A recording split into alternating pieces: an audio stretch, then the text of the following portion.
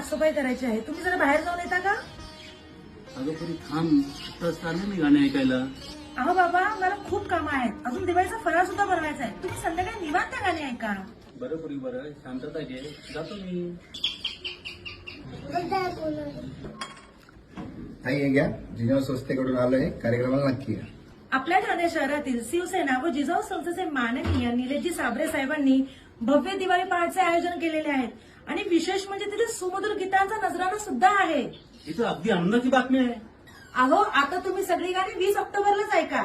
दे इकडे ते पोस्टर, मी बाहेर जातो, माझ्या सर्व मित्रांना सांगतो की या दिवाळी पहाट कार्यक्रमाला या. काय मग, तुम्ही पण येताय ना आपल्या परंपरेच्या दिवाळी पहाटला येत्या 20 ऑक्टोबर 2025 पालाई देवी मंदिर जवळ उपवन तलाव ठाणे.